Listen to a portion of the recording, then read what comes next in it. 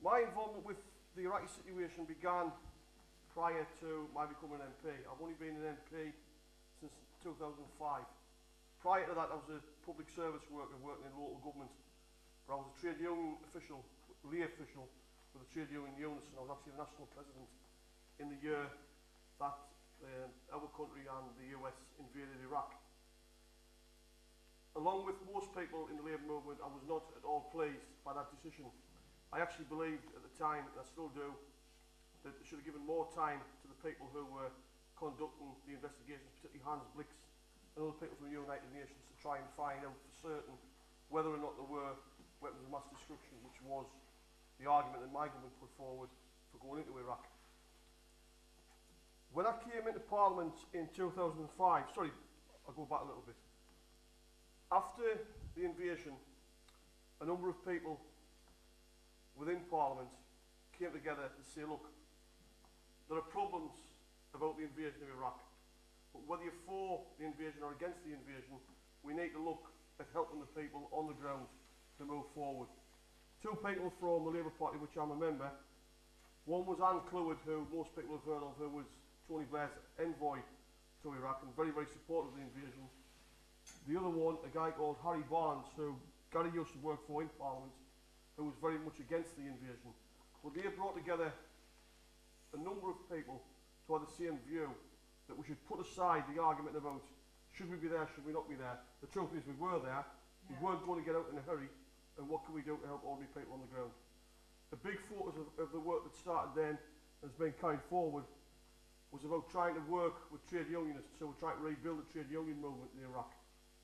Outside of Parliament, I was involved through the TUC with the Iraqi trade unionists who came to this country or who've been living in this country in exile, particularly a gentleman by the name of Abdullah Muslim, who we work very closely with.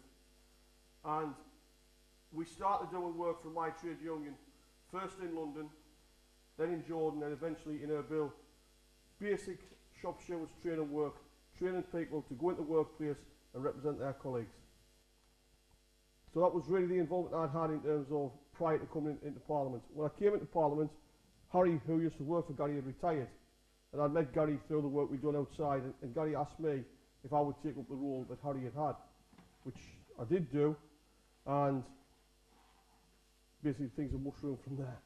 We organised a tour to Kurdistan in, I always forget, February 2006? Early 2006 anyway. And there we met people who had lived through the horrors of the whole of Saddam's regime. Clearly, they weren't affected to the same extent as people were in the south by the invasion, because clearly they were more protected because of the no-fly zone, etc. But the thing what struck me, we didn't just meet people from Kurdistan, because as part of that event, we brought together 22 trade union leaders from the whole of Iraq to come to Kurdistan. And their view very, very simply was that they saw us as being liberators. Now, for somebody like me who took a position that I thought we shouldn't have been there, that was a huge wake-up call.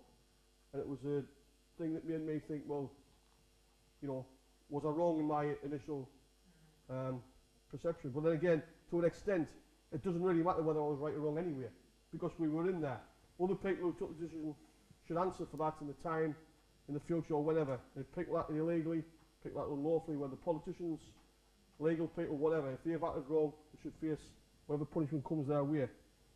But the work that we've done from those initial meetings have really been around trying to focus people on people's rights at work.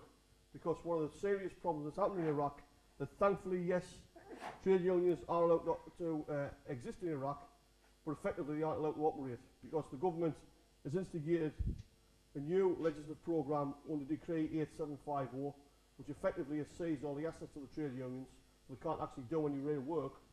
And also, they've reintroduced Code 150, which effectively says public service workers can't be trade unionists. Now, I think that's, to me, if you're going to have a democracy, you've got to be prepared to be challenged. I don't like the fact that other political parties in this country disagree with me, but that's what democracy is about. And trade unions are part and parcel of democracy. If people want to organise at work and they want to criticise the government for what they're doing on behalf of the people they represent, I believe they should have the right to do that. But what we have seen as well, which was really, really interesting for me, was that the trade union said to us, we can't have a trade union if we don't have work. And one of the things what the people, particularly in Kurdistan, because that's where we spent most of the time, but also we're meeting people further in Iraq, what they're really, really keen for is for our country to invest in Iraq and in Kurdistan. And sadly, so far, unless things have changed since we were last there, that hasn't really happened. We've had meetings in the Foreign Office, in the Treasury, to say, look, you know, these people want us to be there. These people have a long history with the United Kingdom. They believe in the quality of United Kingdom workmanship. They also see very, very clearly that we were there when they needed us, when we went into Iraq in 2003. And it's their way of saying, we want to pay you back for what you've done. I actually believe that things are much better. Daddy and I went to Baghdad in May. We met with the Defence Minister, we met with the Prime Minister. The day we got there was about 12 attacks, mortar attacks from Sadr City. We were told that the following day there would be a ceasefire, and there was a ceasefire. We were also told that in 10 days' time we're going to go into Sadr City and start cleaning the place out, and that happened.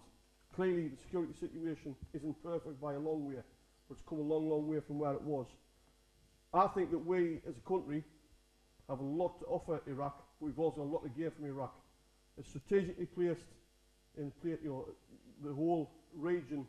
If Iraq can become a democratic friend of the United Kingdom, if it can become an economic friend of the United Kingdom, and particularly if Turkey comes into the European Union, we have a direct access through Turkey into Iraq for oil supplies, for just building up real relations. I don't really see a positive future. We've done some work in my constituency. We took some Iraqi people up there to meet local business people, to meet the local authority, to discuss ways of expanding their remit in this country. We're working with a number of groups across the whole of the Iraqi, thank you very much, you've got the job, the Iraqi community in this country. We're not experts, we don't pretend to be experts. You'll ask us questions to point what we are to answer them. The truth is what we are is a helping hand to people. I said at the beginning, you know, I don't think we should have been there in the first place. If you ask us now, should we be there? My question would be, why weren't we there 20 years ago? Stop these people being persecuted, and perhaps we would have seen 180,000 people killed in Kurdistan. So I'm going to pass on now, and obviously we're going to be available for questions. Thank you.